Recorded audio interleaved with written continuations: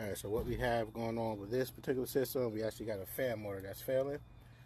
It's acting similar to a defective capacitor, where the motor doesn't spin, but you can spin the fan blade, which I spun it with this, and it kicked on, and it squeals intermittently.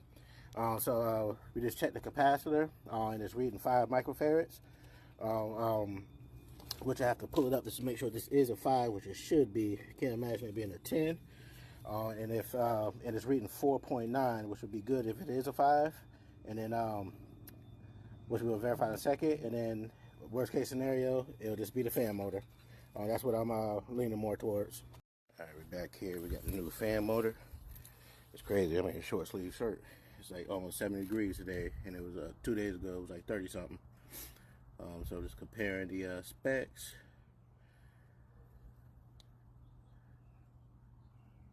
5 microfarad capacitor, 112 motor, 208, 230, 208, 230. Rotation is the same, cap is the same, everything is good.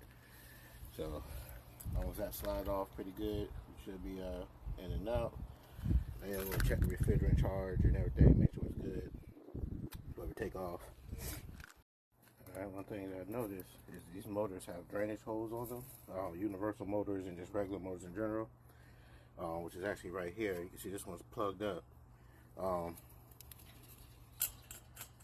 typically what that's for is when your system is doing this defrost cycle in the wintertime, condensation will form.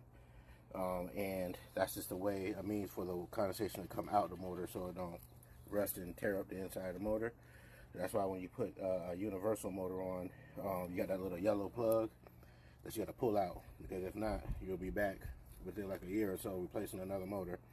But that was just gummed up with, it looked like sludge, which is crazy. And then here's a better hole. Here's a new one. You see the hole right there, and that one was completely plugged.